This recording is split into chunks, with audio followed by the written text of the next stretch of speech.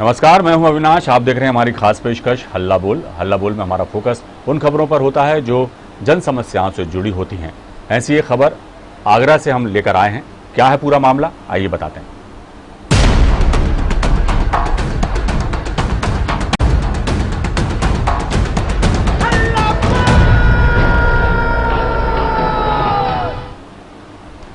हल्ला बोल की इस खास पेशकश में आज हम जिक्र करेंगे आगरा के नगर निगम का, जहां भ्रष्टाचार के मामले थमने का नाम नहीं ले रहे हैं।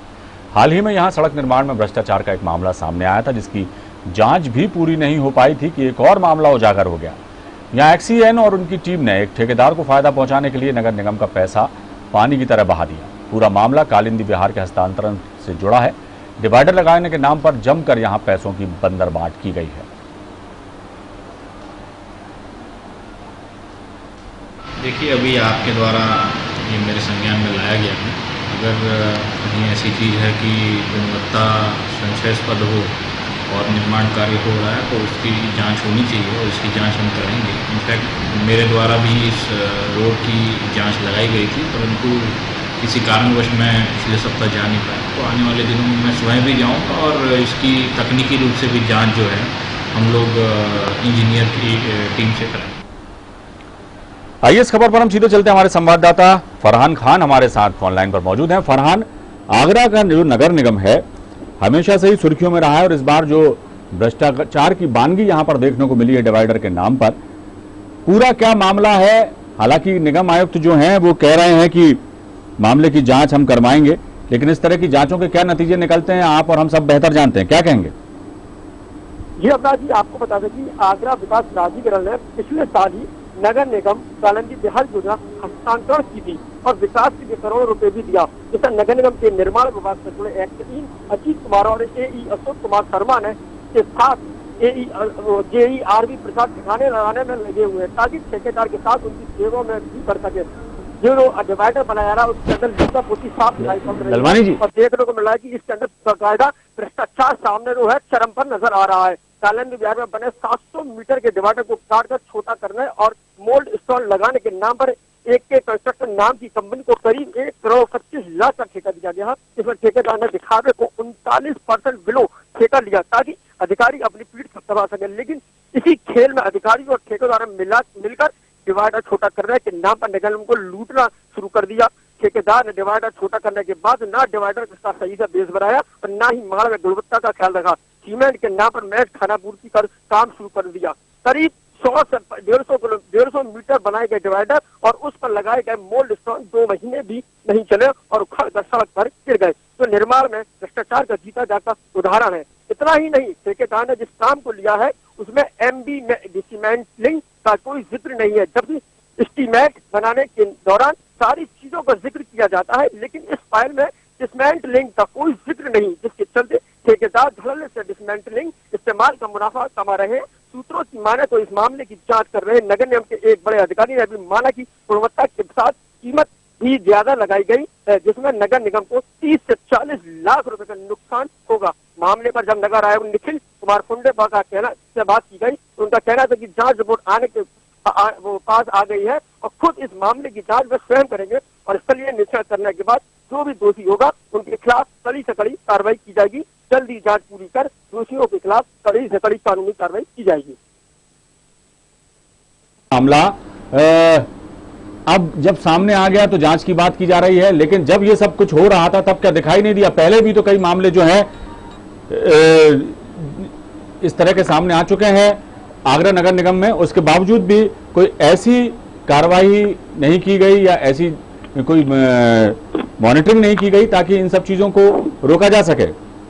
नहीं, जिस तरीके से जिस डिवाइडर का निर्माण किया जा रहा था, जिस निर्माण के अंदर जो लीपा पोती की जा रही थी नगर निगम टीम वगैरह के द्वारा जो कार्य के अंदर जो लीपा पोती की जा रही थी, कटिया सामग्री का उपयोग किया जा रहा था, इस तरीके से हमारे न्यूज वर्ल्ड की टीम ने इस मुद्दे को गंभीरता से लिया और इसको उठाने की कोशिश की और आगरा के नगर आयुक्त से बात की गई तो उन्होंने कहा इस पूरे घटनाक्रम की जांच की जाएगी। जांच के बाद जो भी दोषी होगा उनके खिलाफ कार्रवाई की जाएगी। जबकि जिस तरीके से अगर किसी भी निर्माण की का जो ठेका उठाया था उसको निर्माण से पहले उसकी जांच की जाती है कि निर्माण किस तरीके से कराया जा रहा है या नहीं कराया जा रहा है। उसके अंदर जो जिस तरीके से फाइल तैयार की गई है, फाइल में जो माइलस्टोन वगैरह जो है उसकी गुणवत्ता को जांच परख का कार्य भी किया था। लेकिन इस तरह के निर्माण जो किया गया डिवाइडर निर्माण होने के चंद दिनों बाद ही वो टूट गया।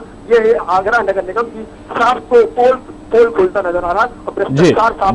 फरहान, एक बात बताइए कि ये जो पूरा ठेका दिया गया है, इसके बाद जो गड़बड़ झाले की बात सामने आ रही है, क्या भुगतान हो चुका है ठेकेदार को पूरा?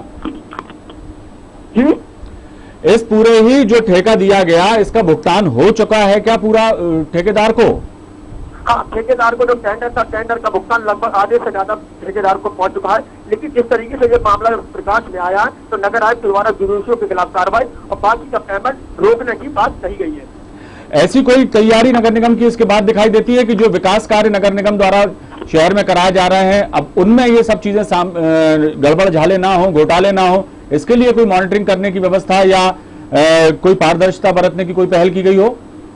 जी, आपको बताते चले कि जिस तरीके से आगरा के जो नगर आयुक्त है, नगर आयुक्त निखिल टीकाराम फुंडे, उन्होंने जैसे इस मामले की जानकारी उनको हुई तो उन्होंने तत्काल टीम गठित किया और आगरा शहर में जहां जहां निर्माण हो रहे हैं उसकी सभी की परत को जांच कराने के आदेश दिए हैं और गुणवत्ता को भी जांचने के भी आदेश दिए हैं कि जहां जहां जो आगरा शहर के अंदर निर्माण हो रहे हैं उनकी सभी की जांच की जाए और कोई भी अगर ढीला पोती कर रहा है, लीपा पोती का कार्य कर रहा है, उसके खिलाफ कड़ी से कड़ी कार्रवाई की जाएगी। फरहान, एक बात है, ताज नगरी के नाम से फेमस है आगरा शहर, ताजमहल है, पूरी दुनिया के लोग यहाँ पर आते हैं, वहां इस तरह से विकास कार्यों को जो है उसमें पलीता लगाया जाए, कितने शर्म की बात है ये। जी, आपको बताते हैं कि जिस तरीके से आगरा एक वर्ल्ड फेमस सिटी है, यहाँ ताजमहल भी है जो विश्वविख्यात है, 7 अजूबों में ये पहले स्थान पर अपना खिताब पा चुका है। देश से नहीं देश विदेश के लोग यहाँ आगरा में आते हैं जो आगरा की ताजनगरी की सुंदरता को भी देखते हैं। उसके बावजूद आगरा की जो सुंदरता को जो यहाँ के ठेकेदार है जो इसकी सुंदरता को पलीता लगा रहे हैं, उसके लिए तो ये बहुत ही चिंता का विषय है। भाई आपको बताते हैं कि बीते उस महापूर्व आगरा के अंदर अमेरिका के राष्ट्रपति आगरा में अब ताजमहल का दीदार करने के लिए आए थे। इसके लिए आगरा के ताजनगरी के अंदर जो फतेहाबाद रोड है उसको भी निर्माण बनाया गया था, फूलों की तरह उसको चमकाया गया था, सड़कों को भी चमकाया गया था, जगह जगह डिवाइडर लगाए गए थे, फूल पत्तियां लगाई गई थी। लेकिन आज उसके हालात देखा जाए तो वह भी चरम सीमा पर पहुंच चुके हैं। डिवाइडर टूट चुका है, जो साइडों के अंदर जो पैदल के लिए रूप बनाया गया था वो भी टूट चुका है। इससे साफ तौर पर दिखाई पड़ता है कि आगरा के अंदर भ्रष्टाचार चरम सीमा पर बैठा हुआ है और योगी सरकार लगातार भ्रष्टाचार के लिए जो आवाज उठा रहे हैं, लेकिन यहाँ के जो अधिकारी हैं वह उसको देखने में अनदेखा कर रहे हैं। जिसके साथ कहते हैं वो कहावत की यहाँ सटीक बनती है कि निजाम बदल गया लेकिन अधिकारियों के मिजाज आज भी नहीं बदले हैं। जी फरहान, एक बात ध्यान देने वाली है, योगी सरकार जो है पूरे उत्तर प्रदेश में जो है विकास कार्यों को तरजीह दे रही है। कोरोना काल चल रहा है, इसके बावजूद भी जो है विकास कार्य रुके नहीं है उत्तर प्रदेश में। और ताज नगरी आगरा ये तो खास मायने रखता है उत्तर प्रदेश में, जितना इस शहर का जो ऐतिहासिक महत्व है उतना किसी और शहर का नहीं है। पूरे 7 अजूबों में यहाँ का ताजमहल इस शहर में है, पूरी दुनिया से लोग आते हैं। क्या वजह है कि जब कोई वीआईपी आता है तब पूरे शहर को जो है बेहतर बनाने की कोशिश की जाती है, लेकिन सारे ही काम टेम्परेरी होते हैं। जो विकास परमानेंट यहाँ पर होना चाहिए था शहर की सुंदरता के लिए, शहर की व्यवस्थाओं को लेकर, वैसा कुछ दिखाई नहीं देता। इसके पीछे कारण क्या मानते हैं? भ्रष्टाचार तो हो ही रहा है, ये भी सामने आ रहा है कि छोटे छोटे से ठेकों में जब इस तरह का भ्रष्टाचार है तो बड़े कामों में किस तरह से कारगुजारियां अंजाम दी जाती होंगी, इसकी वानगी यहाँ पे मिलती है।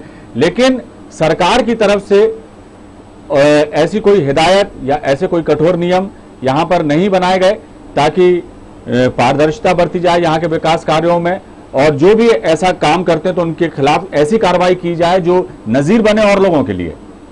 जी, आपको बता दें कि आगरा का नगर निगम लगातार विवादों के घेरे में आ पाया है। अभी कुछ दिन पूर्व भी आगरा के नगर निगम के जेई और ठेकेदारों के खिलाफ आगरा के जो विधायक है, एमएलए हैं, उन्होंने लगातार पत्र जारी करके ठेकेदारों के ऊपर भ्रष्टाचार का आरोप लगाया था। जो भी लेटर था वो 11 सूबे के मुख्यमंत्री योगी आदित्यनाथ के लिए दिया गया था। उसके बावजूद भी जो ठेकेदारी जो है आज तक अपने भ्रष्टाचार को जो है बरकरार बनाए हुए जो कि जीता जाता है तो साफ बताता है कि लेकिन अधिकारियों को जो कि सरकार का बिल्कुल भी खौफ और डर नहीं है। इसका साफ तौर पर देखना ये होगा कि नीचे से लेकर ऊपर तक का सिस्टम पूरा का पूरा खराब है, जबकि अधिकारियों को जो कि सरकार को कोई डर नहीं है। जिसका जीता जाता उदाहरण आज फिर देखने को मिल रहा है कि डिवाइडर के अंदर जो डिवाइडर के नाम से लीपापोती की गई है और भ्रष्टाचार जो किया जा रहा है, घटिया सामग्री का यूज किया जा रहा है, वो सभी ऊपर से लेकर नीचे तक मिले हुए अधिकारियों की वजह से ये हो रहा है।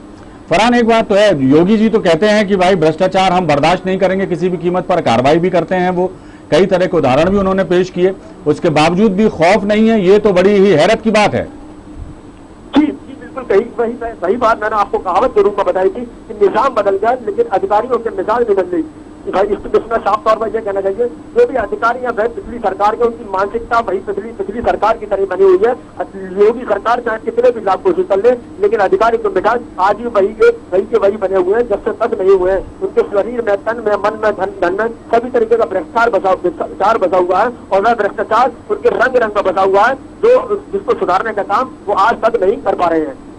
फरहान, आपके ध्यान में कोई ऐसी बात आती है जब इस तरह की कोई कार्रवाई की हो दोषियों पर, जब भ्रष्टाचार का कोई मामला उजागर हुआ हो, किसी दोषी को सजा हुई हो या उस पर कार्रवाई हुई हो, इस तरह की कोई बात आपकी नजर में है क्या? इसके पहले कभी कोई कार्रवाई की गई हो इस तरह के मामलों में? भ्रष्टाचार को लेकर बताया कि भ्रष्टाचार को लेकर आगरा के जो एमएलए है, विधायक है, उन्होंने लगातार जो कि सरकार को प्रार्थना पत्र जारी करके नगर निगम के ठेकेदारों के खिलाफ कार्रवाई की मांग की है, लेकिन योगी सरकार द्वारा ऐसे ठेकेदारों के खिलाफ आज तक कोई भी कार्रवाई नहीं की गई है। फरहान, एक सवाल और भी जहन में आता है, क्या वजह है? ये तो जग जाहिर है कि बिना मिली भगत के ये सब कुछ संभव नहीं है, कहीं ना कहीं अधिकारियों की मिली भगत ही है, तभी ये इस तरह की कारगुजारियां अंजाम दी जाती है ठेकेदारों द्वारा।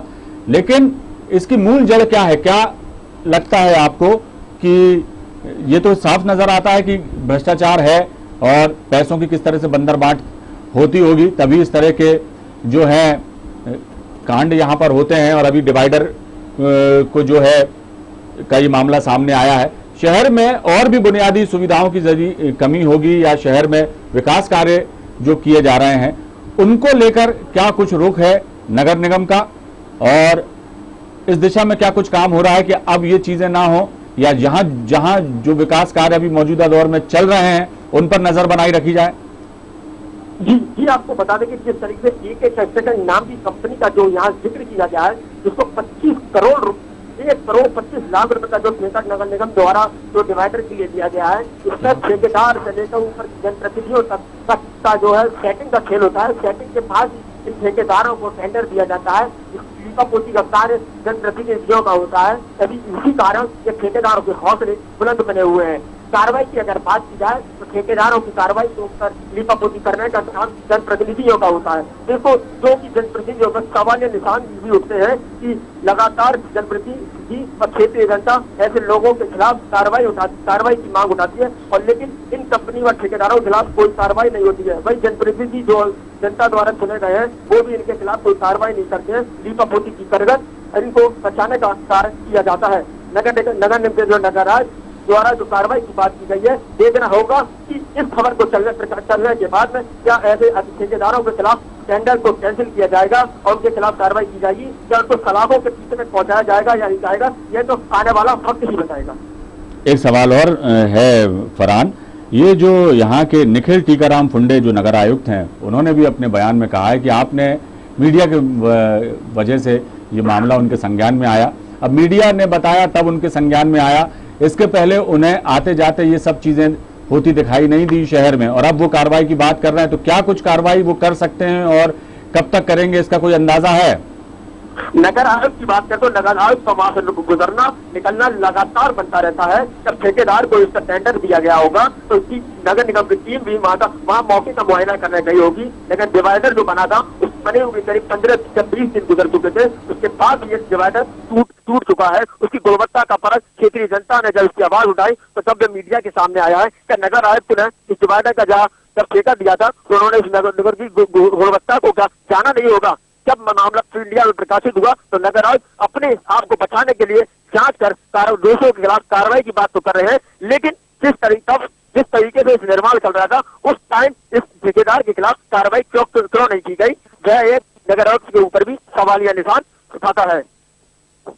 सबसे बड़ी बात है कि हमने इस पूरे ही मामले में आगरा के महापौर को फोन लगाया, यहाँ के स्थानीय विधायक को फोन लगाया, बसपा नेता को फोन लगाया। जो भी ये बात सुनता है कि इस मुद्दे पर हम चर्चा करना चाहते हैं, वो फोन डिस्कनेक्ट कर रहे हैं, बात करना नहीं चाह रहे हैं, फोन पे आ नहीं रहे हैं। इससे अंदाजा लगता है कि सब कन्नी काट रहे हैं इस पूरे ही मामले से, लेकिन कोई भी ऐसा जिम्मेदार सामने नहीं आ रहा जो साफ तौर पर बोले कि हम इस मामले को देखेंगे और अब आगरा शहर में इस तरह का भ्रष्टाचार बर्दाश्त नहीं किया जाएगा और जो उन्होंने भ्रष्टाचार किया है उनके खिलाफ कार्रवाई की जाएगी।